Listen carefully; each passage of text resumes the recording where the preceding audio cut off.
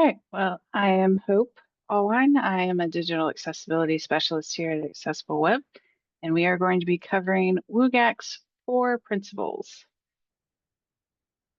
So we are going to do a short exercise before we really get into the brief overview of the accessibility principles and then go a little bit of a deeper dive into each of the four principles. All right, so stop and think for a minute about the evolution of the internet. I remember when I was a kid, the internet was still in its infancy, and my dad mainly used it for email. Then it morphed into an educational resource for me when I started school. In high school, I took an e-commerce course where I learned how to code using XHTML. Yes, I am a dinosaur, and started using the internet more for online shopping. It also acted as a news outlet as major distributors were pairing print media with digital media. When I went to college, it was my go-to resource for research, but mainly it was my social media outlet, connecting with friends and family through Facebook. Then streaming media really took over, and many an hour was lost to watching YouTube videos. Unfortunately, that still happens. Now we've got artificial intelligence helping us with search engines and all sorts of other tasks. The internet is at the core of all of these things. The internet was also paramount during the pandemic as it was our connection to each other. But here's the million-dollar question. How do we take such a vast technology and make it more accessible?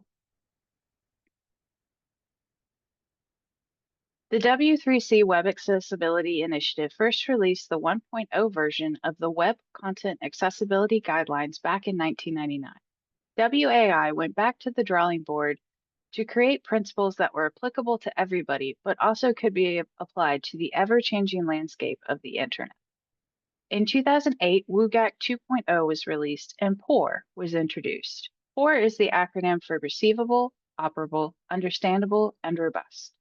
Think of POUR as the outline for the success criteria in WCAG, putting concepts under a giant umbrella that are basic enough for the general public to understand, and then being able to drill down to specific success criteria for more technical purposes.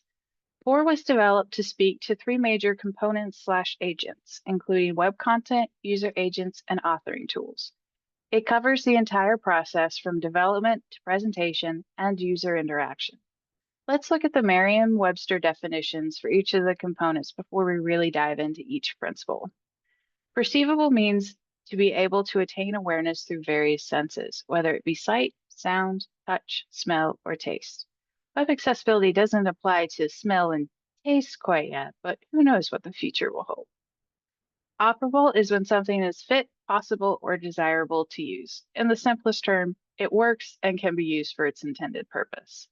Understandable means to be able to grasp its meaning, comprehend, or interpret. And finally, we have robust, which is capable of performing without failure under a wide range of conditions. Okay, let's look at each main principle and start looking at how they all fit together to create digital accessibility. Perceivable touches on the concepts on how users interact with the internet pertaining to their senses. Users can use sight, hearing, and touch to interact with various components of the web. But what do you do if you only have the ability to choose one or a combination of your senses? Perceivable focuses on making sure content is adaptable to a variety of formats. A key thing to remember is that text is probably the most versatile as it can be read with sight, read aloud, or translated into Braille. This brings us to the first major point. There must be text alternatives for non-text content. Non-text content can refer to images, graphics, icons, graphs, charts, and more. Now let's look at multimedia or time-based media. It's important to include captions and other alternatives like audio description so people can use a variety of senses to achieve the end goal of the content. Think about if you've got a video with music playing and text on the video, but nothing is read aloud. If a person can't see the text, then they're essentially just listening to the soundtrack and most of the meaning is lost. Stemming from our earlier exercise, consider how people interact with the internet now. They've got it on their watches, phones, tablets, computers, and more. It's everywhere. Therefore, content must be presented in multiple formats so users can pick how they want to interact with the content. Content must be adaptable to ensure flexibility for the user's experience, leading to more specific requirements with proper coding and organization to ensure that it can be changed. This leads to the last point for perceivable. Content needs to be distinguishable or can be interpreted in a diverse manner, no matter what senses are predominantly being used. This applies to more of the aesthetic elements like colors, fonts, text size, spacing, and more. It ensures that users can tell what predominant content is present and can adjust their how they interact with the content. All right, let's move on to the next accessibility principle, which is operable. Essentially, it has to work. There are some key functions to have it work so it can be applied to a wide variety of devices and software. An essential component of web accessibility is that all functions can be performed with a keyboard. It may seem strange, but to put it into perspective, keyboard function is like text. The versatility is there. Keyboard functions can be translated to some assistive technologies. For example, it pairs nicely with screen readers. Just remember, not everyone can use a mouse or touchscreens and rely on using other devices like sip and puff machines for interacting with computers. On the same thread, not everyone reads at the same rate. One night, my friend and I were watching a movie and it had one of those intro screens with historical information to give perspective. It disappeared and my friend was asking me about it as they didn't have time to finish reading it. The same thing applies for web content. There must be enough time to read and use the content or have the ability to change the timing requirements. To give some context to the next point, I have a short story. When I was taking my e-commerce course and we were experimenting with CSS backgrounds for our web pages, one of my friends decided to use a tiny green flashing radioactive icon repeating as their background. My teacher and I took one look at it and said together, no, just no. Web content should not cause adverse physical reactions like seizures. Photosensitivity, neurological conditions, and other cognitive impairments can be impacted by web content. So ensure it is neutral in its movement, flashing, and other components that could cause adverse physical reactions. On another thread, there should be some universal aspects of all content, like navigation. Users must be able to figure out how to interact with the content and figure out where they are. Certain elements like headings can create the logical hierarchy that can be followed easily. It also applies to the organization of web content. Don't let it be a messy bedroom of a teenager. Make sure that there's normal items are present like a bed, closet, desk, and that there's a clear path to each one. The last point is returning to how people interact with various devices. Think about what devices you use on a regular basis. Personally, I've got a smartphone that has a touchscreen, and I also use my laptop where I use keyboard and mouse. And for my art hobby, I have an iPad where I use an Apple Pencil.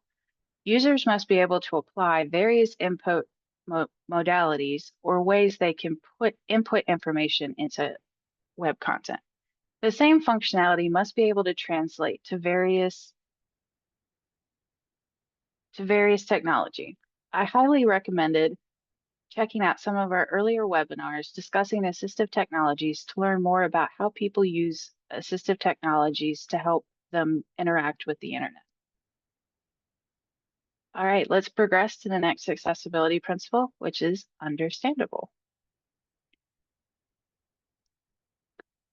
Understandable focuses on the overall presentation of web content and that it should be predictable and not weighted down with complex terminology. The language used within web content should be easy to read and comprehend without a lot of technical jargon and should be in a user's native language. Plain language is the way to go when it comes to web content. I'm coming from the realm of libraries, and there's plenty of words that I use daily that are completely foreign to other people. For example, we call bookshelves stacks.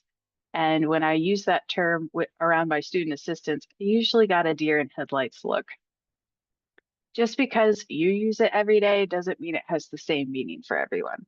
Another thing to keep in mind is that setting the appropriate language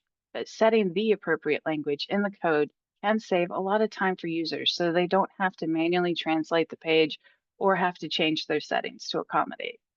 Websites can be complex, especially in some industries, like medicine. There are several different departments in a single hospital's website, and a user can probably get just as lost in web content as they would in the physical hospital. To keep users from wandering around aimlessly within a website, it is required to have predictable components like navigation in the same location. It provides a framework maximizing the chances of a user being able to predict a path and also be able to backtrack if they take a wrong turn. Follows fails, ask for directions, which is where instructions and assistance should be provided within web content. If there's a form to fill out, having visible labels and instructions can reduce the amount of errors. Never assume that there are universals, as who knows, you may get a kid from an Amish community that's never used a computer a day in their life. The internet may be moving at warp speed, but that doesn't mean everybody is at the same pace. Also, being able to identify errors before submission prevents web content from being submitted multiple times. And our final accessibility principle is robust. Robust is probably one of the most important principles as it focuses on compatibility. Technology changes in the blink of an eye, and it can be difficult to manage. But if you don't, then someone will get left behind. In library school, we started on one version of our authoring software, and then about halfway through my program, it got upgraded to another version, and it wasn't backwards compatible. My class lost the start of our portfolios and had to rely on screenshots for our older content. Not gonna lie, I cried. The internet may be evolving, but it has the same basic functions, and it's imperative to make sure that web content continues to move with the flow. Content must be compatible with different operating system, browsers, device, and assistive technologies, or you're essentially cutting out users. Another consideration is ARIA, and there is a saying on the ARIA authoring practice guide website, no ARIA is better than bad ARIA, as it can cause more problems than it can solve.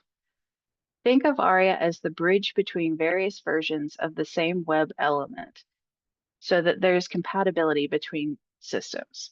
It also helps assistive technology like screen readers, such as NVDA and JAWS, to identify custom components through their underlying purpose. For example, I've seen accordions coded.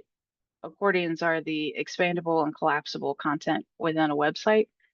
I've seen them coded in a variety of different ways, but ARIA kind of bridges the difference. So if you're reading an accordion with a screen reader, you still get the basic function as well as how to use it.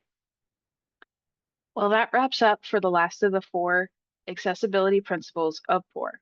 Just for a quick review, remember, Perceivable is geared towards the senses and to make sure that you've got multiple methods of ensuring the content can be utilized by all.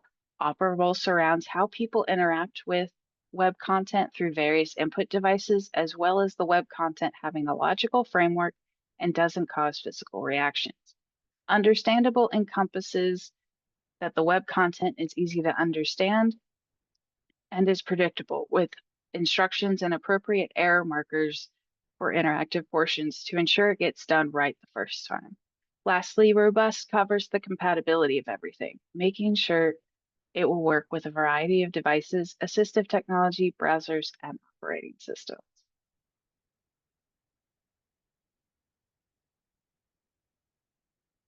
Well, we've covered the major accessibility principles, and now it's time for application. Accessible Web is always here to help. We offer a wide variety of services and software to make your accessible journey easier. RAMP is our main software that can be used to assist with automated scanning and manual auditing. If you want some more step-by-step assistance with manual audits, our team is our team is here to guide you through the process and provide ongoing support. We also offer some courses through our academy to help with more in-depth exploration of accessibility guidelines and components. Well, that wraps up my part, and now we can move on to the Q&A and discussion.